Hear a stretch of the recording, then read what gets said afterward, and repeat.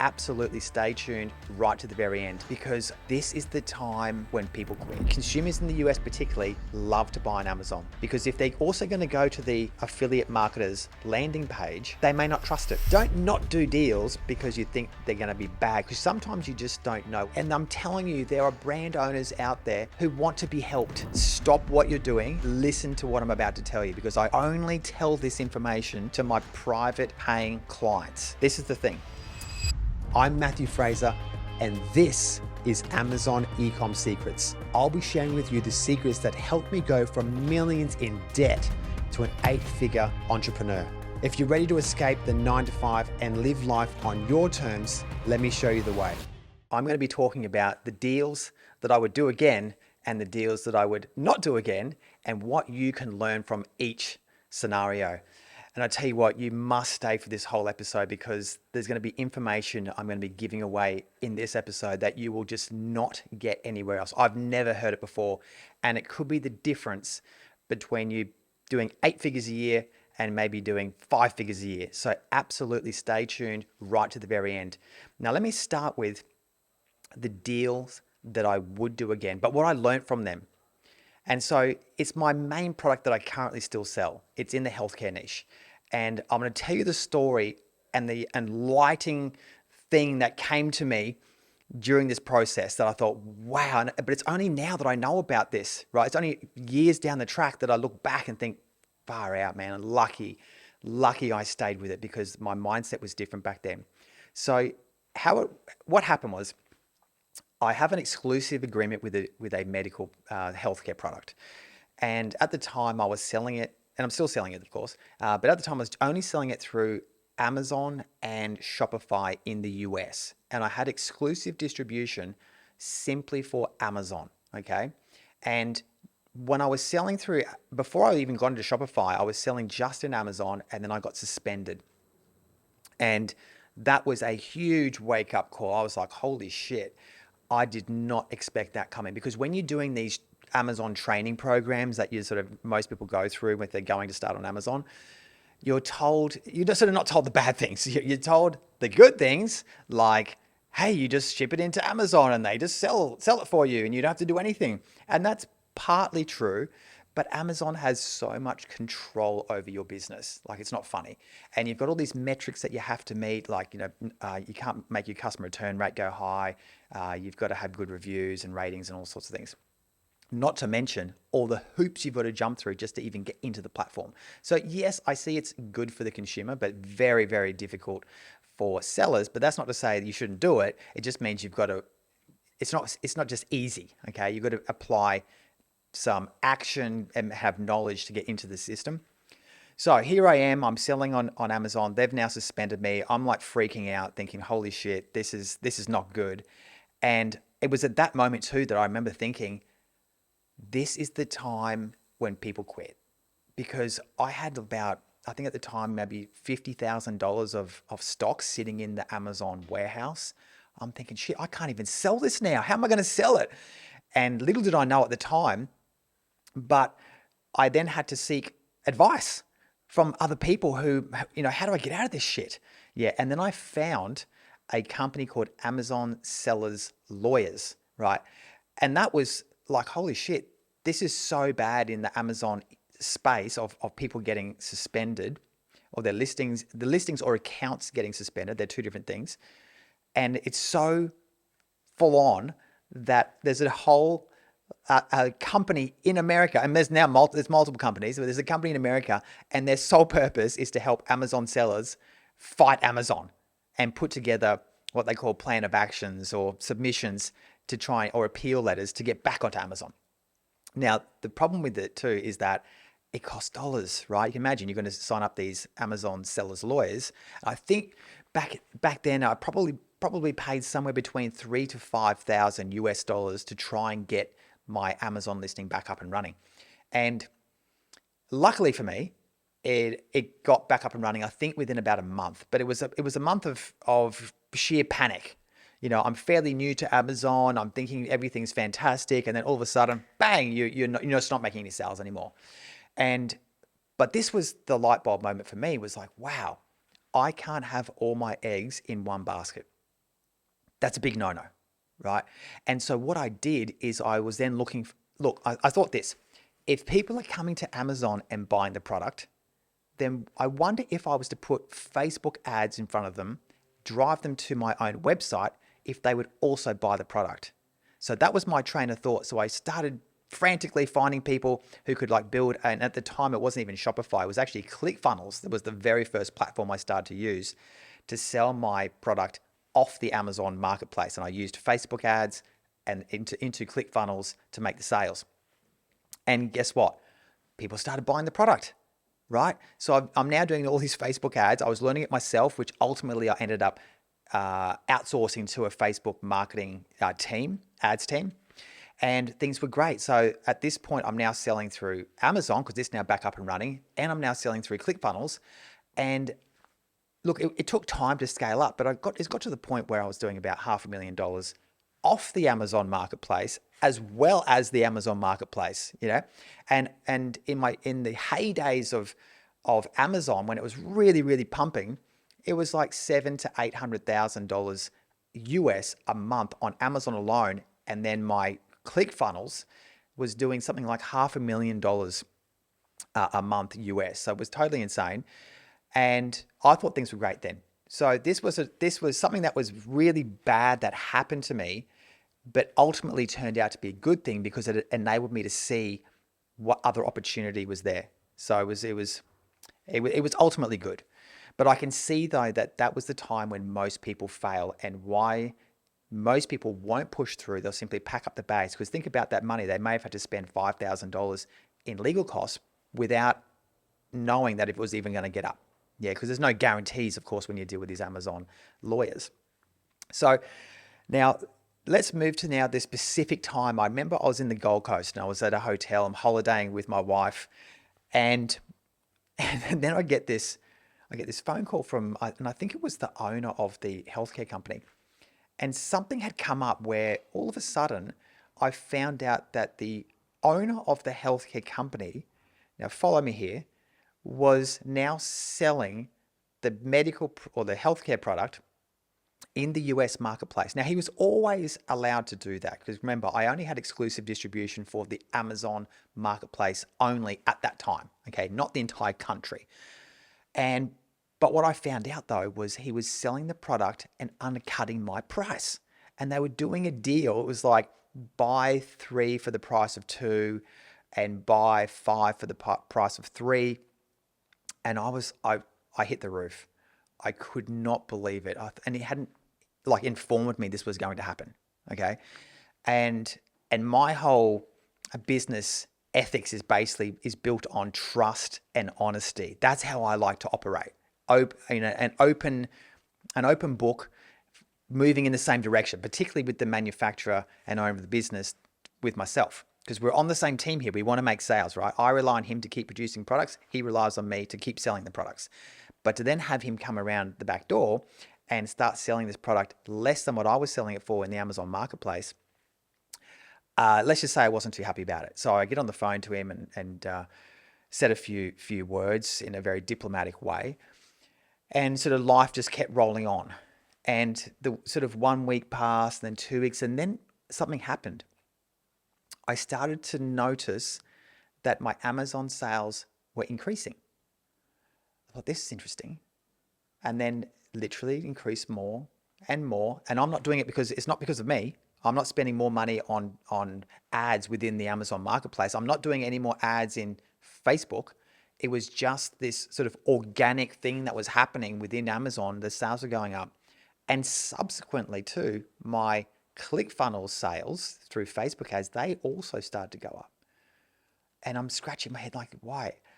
Now, this is the ultimate bit of information. If you're doing anything, if you're driving, if you're riding a bike listening to this, or if you're sort of like watching it on YouTube while you're working, stop what you're doing and listen to what I'm about to tell you, because I only tell this information, and I've only told this information to my private paying clients. Yeah, my mentorship clients. They're the only people I've told. So I'm going to give you this information now. Are you ready? This is the thing. When you're signing up a distribution agreement, ultimately, you must ensure that you hold the Amazon marketplace. Okay. What's happening in this situation is that the owner of the company was doing affiliate marketing. You need to say to me, what's affiliate marketing? He was using an affiliate marketing company to sell his products. So the company, the affiliate marketing company, holds the product in a warehouse in the US, and they get other people to market the product through their email list, through Facebook ads, through YouTube ads, you name it, okay? And what happened was this company had brought in a ton of affiliates. So now what you've got, this situation now, you've got, I don't know how many exactly, but let's say a lot of affiliates marketing this healthcare product on a range of platforms within the US. This then caused a halo effect. So here's how it worked. People were seeing the ads that the affiliates were doing, whether it was YouTube, Google, Facebook, email list. They would then, because the traffic would be driving to a website. But here's the thing, not everybody who lands on that website for the affiliate marketing ad buys the product. In America, in the US, they love Amazon. They love it. Okay. Now, if you're listening to this and you're in Australia, you probably haven't caught on yet, right? Because we haven't really, hasn't been ingrained into our psyche yet that we have to go to Amazon. But in America, they freaking love it. Their default setting is they go to the Amazon marketplace. So what was happening? They were seeing the ad made by the affiliate. They may have even gone to the landing page, which was essentially where the affiliate's going to make the sales. But instead of buying it there, they went to Amazon and typed in the product name. Boom, boom, boom, boom. And guess what? That's when my product, this is the same product, but it showed up on Amazon. And people then bought from Amazon. And that's ultimately why my sales started to go through the roof by me doing absolutely nothing. So imagine this, you've now just got free traffic coming to your Amazon marketplace to make sales, and it's 100% profit, right? Because I'm not spending any money on ads, you see? Now, the other thing is because of retargeting, my Facebook ads were attracting those consumers who were finding the affiliate marketers ads. And so therefore there was a cohort of people now buying through my ClickFunnels account. And so I'm making more sales there as well. And so I can now look back because this has now been going on for a number of years. So in my distaste in the beginning, thinking I'd been absolutely shafted, I then realized, wow, actually the owner doing the affiliate marketing within that territory is actually benefiting me, and I'm not spending any more money on ads, and my sales are going up, my profit's going through the roof, and I'm a happy camper, put it that way. So if you're listening to this, this is absolute gold. No one tells you this. I've never seen this information anywhere else ever, on the internet, on Instagram, on YouTube, nowhere. Yeah. So the key, I'm just going to say it again, just so it really, really sinks in. You must own the Amazon platform solely, so that any sales or advertising that anybody else is doing, whether it be affiliates or other, they come to your Amazon listing, because ultimately consumers in the US and around the world, but consumers in the US particularly, love to buy on Amazon. Because if they're also going to go to the affiliate marketers landing page, they may not trust it. It may be even a good deal. I was even selling the healthcare product on Amazon for more money. Yeah, $10 more per item. And they still came to Amazon, and they were still prepared to buy it because they know, they like, and they trust Amazon. And if the product arrives in the mail and they don't like it, they just press a button, boom, and it gets shipped back in. How easy is that? So that's why it's so important for you to own the Amazon marketplace when you're thinking about exclusive distribution. So ultimately, even if you could own the entire country, if you could own the entire country, it'd be great. So sometimes, these things that are bad, that you think are bad, that are happening to you, like I thought that I was getting screwed over, and I to a degree, it probably was. But ultimately, it ended up working in my favor. And I went on to make many more millions of dollars over the last few years, thanks to the owner doing something that perhaps, we didn't tell me anyway. So all good to me. Now, that is certainly a deal that I would do again. But obviously, I thought it was bad at the time. And I've already told you, you must have the Amazon distribution marketplace. So make sure you pin that somewhere on your wall, on your whiteboard, on your computer. Okay. Now let's talk about deals that I would not do again. But it's only because of the experience that I have over the past sort of 6 to 8 years in this play. I'm losing track now of how many years I've been in the Amazon Ecomm marketplace. It's only because of the experience that I've got at having done many, many deals with many different types of manufacturers and brand owners across different niches, from baby toys to sports tape to golfing products. I've done a couple of golfing products to obviously healthcare products, and I'm sure there's a whole range of other ones in there, but those are the first ones that come to mind. So I want to say to you, don't not do deals because you think they're going to be bad, because sometimes you just don't know. When I started doing the healthcare product, I had no idea what the sales were going to be. To be honest, I was pretty green, and I just took a punt on it and thought, yeah, hey, this guy's come to me. He wants me to help him sell his product on Amazon. I'll just run with it. So that is definitely a deal I would do again. And I want to say this to you too, because this comes up a lot when I'm talking to my mentoring clients. They think that by approaching businesses, brand owners, manufacturers, that somehow they're going to be looked down upon, or the owner is going to give them the flick and not give them the time of day. But I can tell you, actually, I'll tell you a story. This will make sense to you. I reached out to this is the guys who were selling this golf product. And I reached out to them. I said, hey, look, you're selling this golf product. I would love to be able to sell this on Amazon Marketplace for you, preferably in the US and even Australia. Now, these guys were based in Australia. And I just rang them up, literally just rang them up, told them who I was, and loved their product, their golf product. They were driving down my way. They were on the way to Byron Bay. And they said, look, we're on our way with our family to Byron Bay. How about we stop in and meet you at the petrol station service center, which was on the highway there. I said, yeah, absolutely. Let's go do that. So I'm literally sitting in there in the food court. And the first thing that she said to me, there was a husband and wife team. She says, oh, Matthew, thank you so much for contacting us, because you know what? I've been thinking about selling on Amazon, but there was just something that was holding me back. I've been really quite busy, and it's just something I just haven't gotten to yet. So thank you so much for contacting us and sitting down with us, because this is really something we're thinking about. And this is the type of response that you're sometimes, it's not all the time, but you're sometimes going to get from these types of owners, because think about it.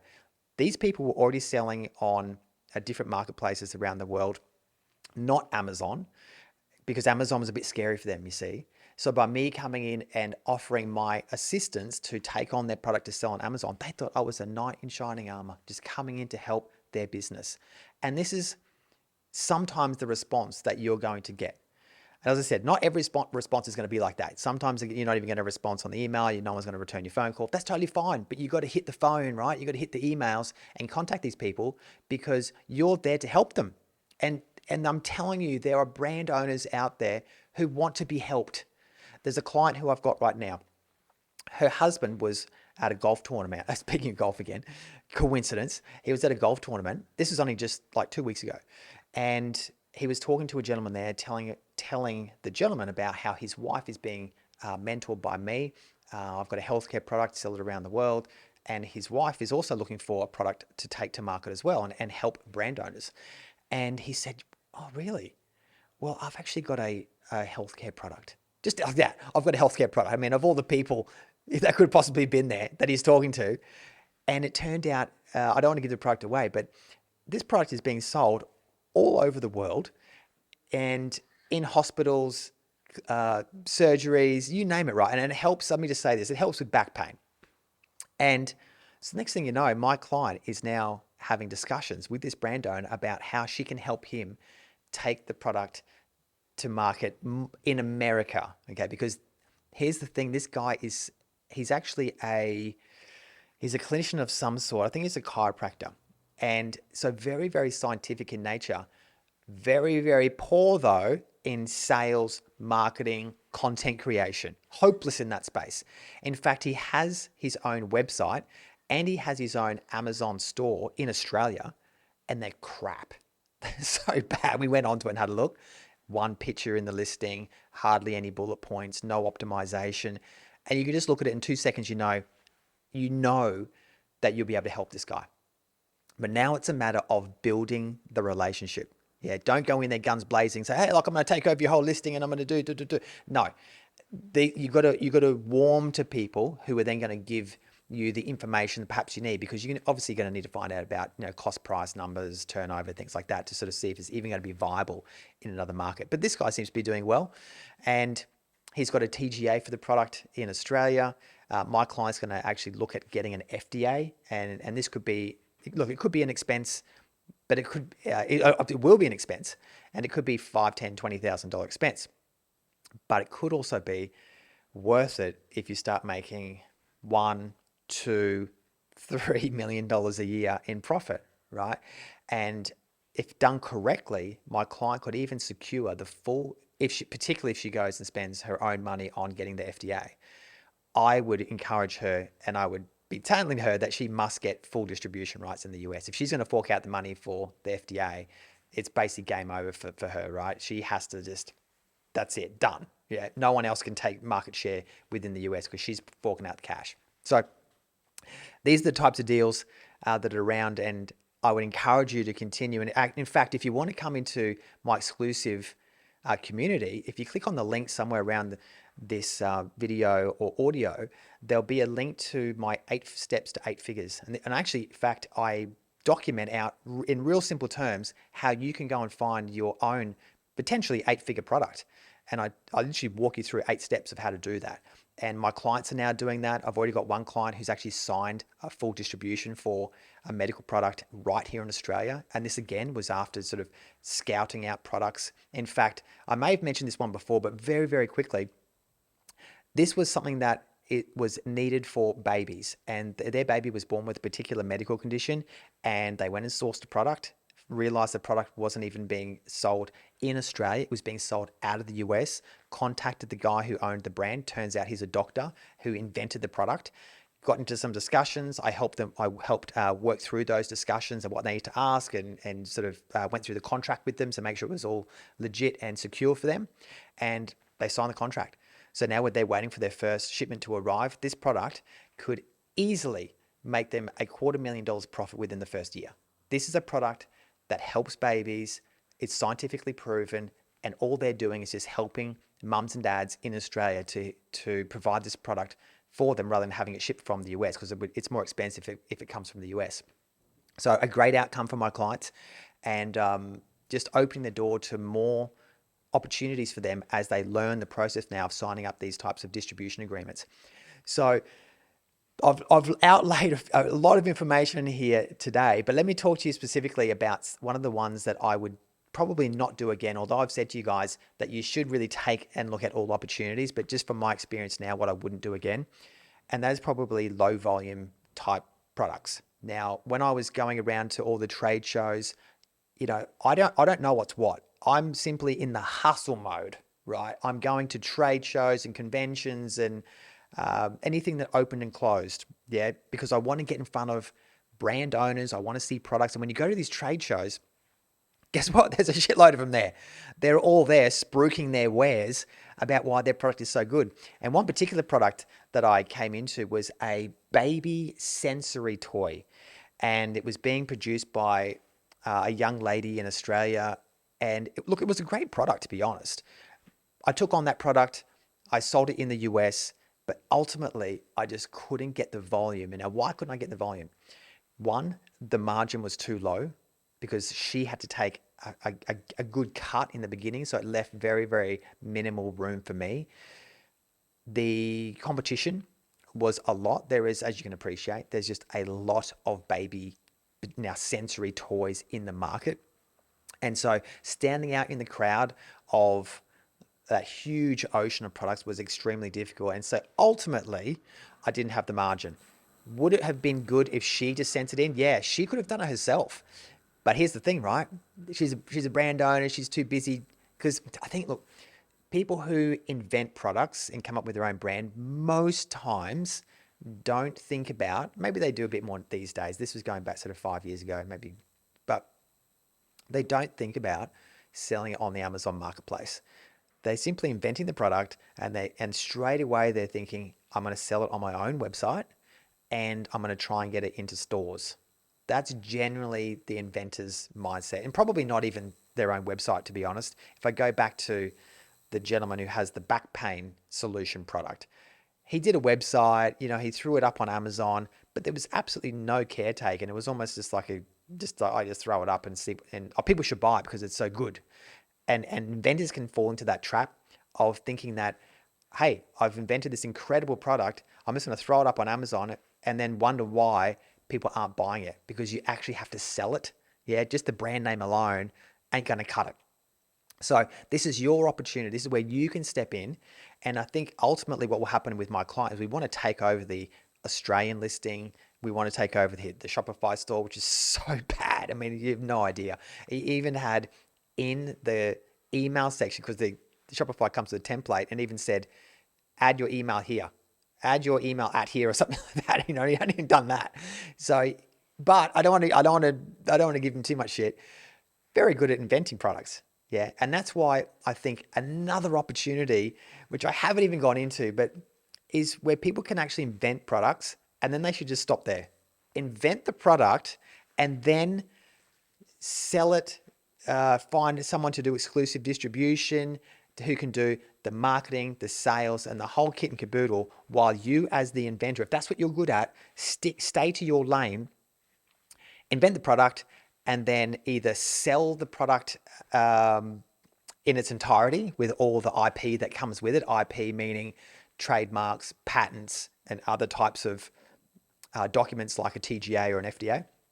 Do that, or retain ownership of the product, give the sales distribution to somebody else, and maybe you take a royalty, maybe you take an upfront fee plus a royalty, so that you still get an ongoing commission from your product.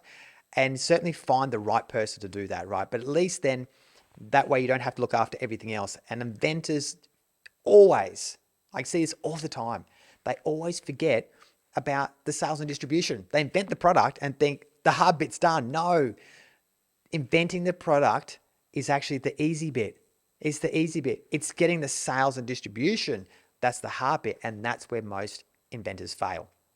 So, guys, thank you so much for joining me on this episode. I've given away so much gold in this episode. It is insane. And as I said, I usually reserve this type of information purely for my paying private clients, but you've got some of the gold today. So thank you so much. Because I have given so much gold, please do us a favor, leave a 5-star review on Apple Podcasts and Shopify. Leave a comment in YouTube. Let me know what else you want to hear about, and look forward to seeing you in the next episode. Thanks for tuning into Amazon Ecomm Secrets. If you enjoyed this episode, the best way to show your support is to give a 5-star review on Apple Podcast and Spotify, and make sure to subscribe on YouTube so you don't miss an episode. You can also find more at I'm Matthew Fraser on all social media platforms. Thanks so much. Take care.